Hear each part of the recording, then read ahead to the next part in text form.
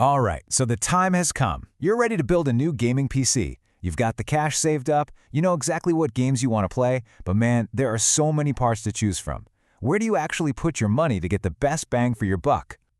So let's get right into a super common dilemma. Picture this, you're building a pretty high-end rig, and you see it, that brand new, top-of-the-line Gen 5 solid-state drive. The box is screaming about lightning-fast, next-gen speeds. It is so tempting to just grab the best of the best, right? But is that crazy speed boost really going to matter when you're trying to push all those pixels in 4K? And the answer, coming from the collective wisdom of tons of PC builders out there, is a really clear and simple nope. The consensus is pretty straightforward. When you're talking about high-resolution gaming, there is one king of the castle, and that's where your money should go. This really gets us to a core concept for any PC build, the hardware hierarchy. See, not all parts have the same impact on gaming performance, and understanding this pecking order is absolutely the key to building a smart, balanced PC without wasting a dime. Okay, now check out how these numbers break down, because this is wild. When we're talking about your frames per second, your FPS, at 4K resolution, the graphics processing unit, your GPU, is doing a staggering 90% of the work, almost all of it. Your CPU is definitely important, pulling about 9% of the weight, but the speed of your SSD, its direct impact on your in-game frame rate is 1%, a tiny, tiny fraction. Yeah, just let that sink in for a second. If you want that smooth, high frame rate 4K experience, your entire build strategy needs to be laser-focused on getting the absolute best GPU you can afford. Like the community says, everything else is just a distant second or third. So, what about all that hype for these super fast SSDs? If they're not helping frame rates, they've got to make a huge difference in loading times, right? Well, let's kind of peel back the marketing and look at the actual in-game reality. So on one side, you've got the marketing hype, right? Twice the speed, instant loading. But on the other side, we see what builders are actually reporting from their own rigs. And in the real world, the loading time difference between a perfectly good Gen 4 SSD and a crazy expensive Gen 5 is maybe a second or two. A lot of people say they can't even feel the difference without a stopwatch. So why? Why is there such a big disconnect here? Well, first off, most games today just aren't built to even use those incredible speeds. A lot of the time, the real bottleneck on a loading screen is your CPU unpacking all the game files, not the drive sending them over.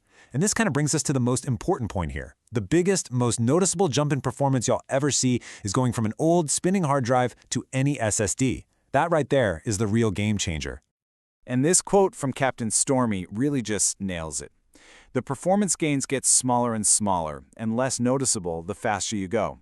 A solid, affordable NVMe drive, which is just a type of really fast SSD, from a couple years back, is more than enough to give you a super snappy, awesome gaming experience today. Okay, so we figured out where you can save a few bucks, but just as important, if not more so, is knowing where you absolutely should not cut corners. Let's talk about the one part where going cheap is just a terrible, terrible idea. It's the unsung hero of every single stable gaming PC.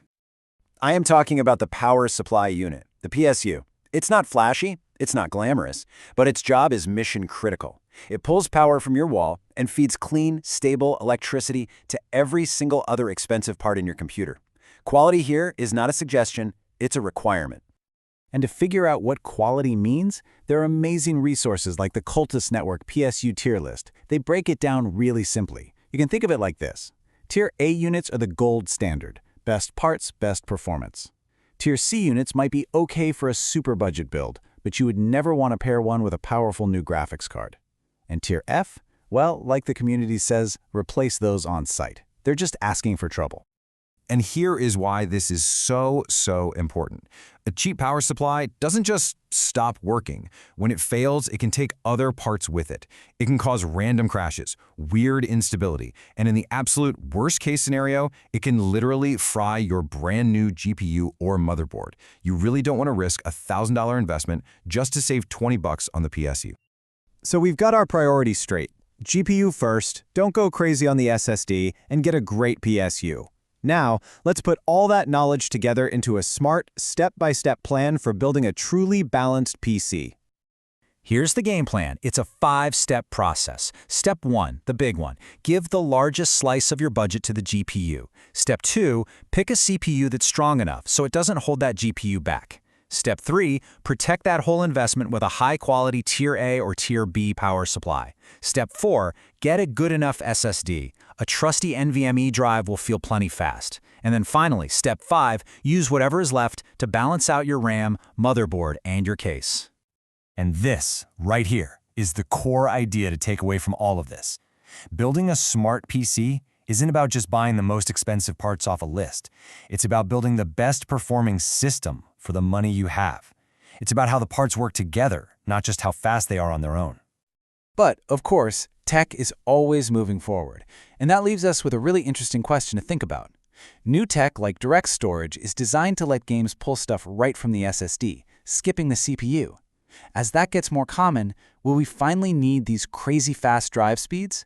Will today's overkill SSD actually become tomorrow's new standard? I guess only time will tell.